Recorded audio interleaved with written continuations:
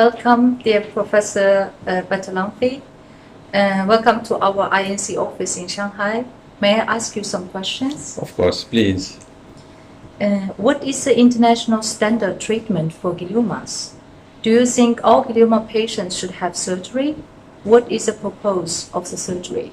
Well, your first question already gives me a problem because gliomas is a very heterogeneous group of brain tumors that we can find in the population of all countries over the world. And glioma, the term glioma comprises really a big number of various kinds of tumors. So if we start to talk about standard therapy, I can just give a general overview. So in general, we always try first to reduce the volume of the tumor by operation. And reducing the volume of the tumor can be between, let's say, a few percent up to 100% removal.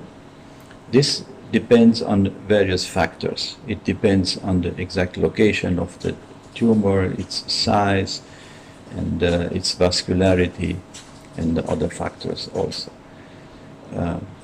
In general, we try to always reduce the volume, but I cannot say that all patients should have surgery. In some exceptions, we do not prefer surgery in the beginning. We would rather use other therapies such as chemotherapy, for example, or radiotherapy. And you asked also about the purpose of the surgery. Yes. Well, the main purpose, we want or we will try to heal our patients if we can. In glioma, we can, but definitely not in all patients. This is very difficult. And since we have so various kinds of gliomas, we have benign, we see benign tumors, yes. We see malignant tumors, yes. We can not heal all the patients. In many instances, especially in low-grade gliomas, we really can achieve healing. We talk about healing if a patient is 25 years after the treatment without tumor recurrence. This is then we define this as a healing. We can be more modest sometimes and achieve maybe less years, but still we can help many patients. Okay, thank you very much. So, second question is, can gliomas in functional area, such as in brainstem, thalamus, campus callosum, and spinal cord, be operated on? What is the rate of surgical resection? The first question, yes. Even gliomas in functional areas can be operated on, and the rate of surgical resection is very much depending on the location of the tumor and on the type of the tumor. To put it very simple, as I said, we have a complex topic here, and I try to put it now in a very simple, understandable way. Yeah. To make it very simple, we have basically two types of gliomas in terms of the so-called invasiveness of the central nervous tissue, which is our brain or our spinal cord. The focal type means that the tumor is rather compact and most of the time has a more or less well-defined border to the normal tissue. The diffuse tumors are scattered inside the brain or spinal cord. They have no clear-cut border. In such cases, of course, we cannot achieve a very high rate. So the rate of resection varies between, let's say, few percent and 100%. Okay, thank you. What are the common complications of post-operative brainstem gliomas? How to avoid them? Actually, common complications usually we try to avoid complications. Yes. And I must add here, we should differentiate between side effect of surgery, Yeah. which can also be a clinical deterioration, so patients can be neurologically worse after surgery than before without complication. A complication is a event after, during or after the surgery, Yes. which is unforeseen and of course not desired and not well controlled by the surgeon or after the treatment. This is a complication. For example, a bleeding. Yes. This can occur actually in any surgery, not only, of course, not only in glioma surgery alone. We can have blood coagulation problems which are not directly related to the tumor. This can also happen. Or many other complications not directly related to the tumor can occur, like side effects of the heart, of the lung, like pneumonia, or in some infection in other parts, or kidney problems and so on. So these are complications. But neurological side effects after brainstem surgery is if a patient will experience a worsening, so a deterioration after surgery, which is expected because we operate in a very functional area of the brain, so where the function is sometimes defined in an area of very few millimeters only. So even if we just touch this area by surgical manipulation, patients can have a worsening, which is temporary. Sometimes it's only 1, 2, 3 days. Sometimes it's a few weeks, but they recover because the tissue is not destroyed. Yes. A certain area of the brain can, let's say, fall asleep for a while. It's not functioning well. Yeah? So this is a side effect, and it's not a complication. So you mean with a better technique or better way to operate, you can avoid much more of this? Well, we have many ways to avoid complications. First of all, the surgeon and the surgical team, also the anesthesia and the nurses and all the treating team, should be aware about the possible complications, and the list is very long. Possible complications we know by experience. We know it by personal experience or by reading articles and books. So we share the experience with other people. We learn also from our colleagues who had bad experience with complications. So we know which complications can occur. And the next step is to think about why a complication has occurred in the past.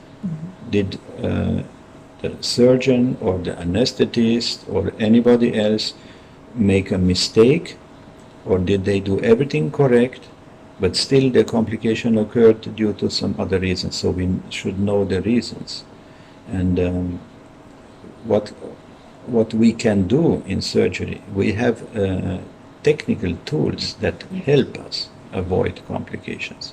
For example, we have the way of monitoring our brain function, even directly. Directly means that we can do a so-called awake surgery when the patient is just sleeping while we are doing the craniotomy, which means to open the head and take out a piece of bone to reach the brain. But then patients can be let wake up, and patients can interact with a neurologist, for example. So we can test the function. We do this particularly to test the speech function. If a tumor is on the left side, our speech area is in this region, and if a tumor is a glioma is in this region, we can do such kind of tests. In other tests is so-called electrophysiological monitoring, which is very helpful during the anesthesia. So the patient itself is not conscious, will not wake up during surgery, is sleeping, but we still can we can measure the function by electrical stimulation. And another method is how to avoid complications by the so-called intraoperative imaging. That means we can do the surgery to a certain degree and then stop the surgery for a moment. We can turn the patient into a MRI device in the operating room, see how much tumor is left or how dangerous it would be to continue the surgery in a certain area of the brain. So this is a brief description. We have many other ways also. Yes, thank you very much. So for glioma patients, what is the best time to take a surgery? What is your suggestion? Again, this is a general question, and generally I would answer the earlier the better. Why? Because gliomas actually never stop growing from alone. Gliomas occur, for example, due to some genetic alterations in the brain, and then they will continue, but they do not stop growing by themselves. So waiting will allow the tumor to get bigger and bigger. So basically operating early is very important because in the beginning we might see a tumor that is rather small, and we have a good possibility of tumor removal. If the tumor is already very big and has not only invaded some brain areas but also destroyed already brain tissue, then still surgery is possible, but the result will not be the same as in smaller tumors. Okay, thank you. What should be done after recurrence of glioma after surgery? What are the world's leading comprehensive treatment options for the gliomas? Yes, well, this is a very common issue, that even with our best treatment, best surgery, best chemotherapy, and best radiotherapy after the treatment, patients still may experience that the tumor is coming back, so it's growing again. And in such kind of recurrent gliomas, we always evaluate first, is there a possibility to do a second surgery? Then we will do, because the less amount of tumor is present in the brain, the better is the result, the better it is for the patient. So this will be the first option to evaluate. If we can say yes, a second surgery is possible, this will be the first step. Then the next question is there any additional radiotherapy possible? In many cases, yes, not always. It depends on the dose and on the location. It depends on the time between the last radiotherapy and the recurrence of the tumor, but basically it is also a possibility. And then we can either do the same chemotherapy as before, or we can change the modality of chemotherapy. So we have many possibilities, and we will evaluate them all, but in a very tailored manner, because we have various gliomas, various tumor sizes, various locations, and various extensions of the tumor. So these all these factors play an important role in the decision making process. So because this is so complex, I cannot imagine that non-specialists can just go in the internet and then say, give the data, a glioma, how many millimeters of size and location, and then the computer will tell me what to do. No, this is not yet possible. Yes, thank you. Yes. So next question is, can cavernous hemangiomas of the brainstem be operated? What are the risks of the surgery, and what is the rate of surgical resection for such kind of disease? Yes, cavernous malformations of the brainstem can be operated, even though they are in a very critical area. The brainstem is our oldest part of the brain, and it is important for many functions, for example, for eye movement, for the deglutition, for the tongue movement, and for other functions. And because the nervous tissue is so compact in the brainstem, even a small lesion, even if it's only 3, 4, 5 millimeters, already can have some clinical implications like neurological deficits. So we should also say that not treating a cavernous hemangioma that has caused the bleeding already carries a high risk, because the bleeding can come back, can recur, and second, third, sometimes several bleedings occur. And maybe it can be also that each time the situation is worse. So I have specialized during the last more than 2 decades, more than 20 years, on the treatment of cavernomas in the brainstem. I can say I know a lot about these lesions, but I still can learn new aspects from my patients, even at present, because each case is different. And there are many aspects, surgical aspects, to be known when we talk about surgical treatment, to know how to approach the lesion, from which side. We have several possibilities to reach such kind of lesions, and this necessitates really great experience over a long time to take the right decision. Also the timing of surgery is very important, and then the technique is very important. So you asked me about the risks of surgery. The risks are basically similar to the risks of brainstem glioma surgery, and will have neurological implications. So if something goes wrong, unexpectedly, we can have a second hemorrhage after surgery, or we can experience severe neurological problems in the patients. You asked me about the rate of surgical resection. Different from gliomas, in cavernous malformations, we can, let's say, almost always achieve 100% removal.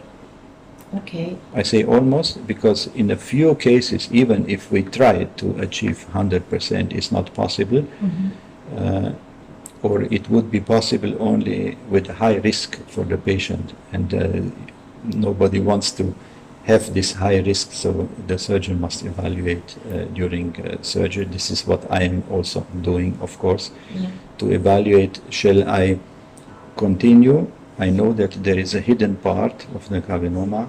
Shall I continue to take it, or shall I stay back to avoid permanent problems to the patient? But this is a rather rare condition. In the majority, 95%, we can achieve 100% tumor or cavernoma removal. Okay, thank you very much. So there's one more question about this. So if a patient just get a hemorrhage, can he or she be operated right after that, or need to wait for some time? This is also a very common issue, and I noticed that many doctors follow a concept that was rather popular 30 years ago or more, to wait. My concept is different, and I have experienced that operating the earlier is better for the patient. So the earlier the surgery is done, the better for the patient after the hemorrhage. Of course, it depends on the situation, on the specific situation, on the size of the bleeding and on the neurological condition of the patient. But to wait, as some doctors or sometimes many doctors recommend, is not very good, because on the long term, after a initial bleeding, a local scar will form, and this scar formation is actually impeding a good surgery. It makes the surgery more difficult, Yes. more risky, Okay. and even sometimes does not allow complete removal of the lesion. Okay. While another important factor is that in the initial stage, in the early stage after bleeding, the blood, the hemorrhage, is still more or less fluid. So when we open the brainstem in the hemorrhage area, the blood can be washed out, and this is very helpful during surgery. Later on, if we wait some weeks, the blood will coagulate and will become more rigid and more difficult to be removed. Okay, yeah, thank you. So the last question is, under what circumstance does a cavernous hemangioma in the brainstem area have to surgically removed? Is all type, or any time, or there's some? No. In many instances, patients receive a MRI examination because of sometimes a minor accident. Yes. They have they fall by bicycle or something, by doing some sports. Yes. And then doctors recommend you should have an MRI examination. And then during the MRI examination, sometimes we can find patients with a cavernous malformation Yes. in any part of the brain, even in the brainstem. Yes. So this is a so-called incidental finding. And then examining the patient and also listening to his history, we can find out that such patients may never have experienced any symptom from the cavernoma. Okay. In such cases, we usually do not operate, because these cavernomas can be silent over 10 years, over 20 years. I know one patient that has a cavernoma now almost 30 years. Okay. He had one bleeding almost 30 years ago, and since then had never a second bleeding. So these cavernomas can be silent. We would not operate, but we operate, or I recommend all patients that have a hemorrhage and neurological problems or severe symptoms, Yes. and maybe a second hemorrhage and maybe a third hemorrhage. All these patients should undergo surgery. Okay. Yeah, thank you very much for all your answers, and thank you very much for your time. You're welcome. Thank you. Thank you.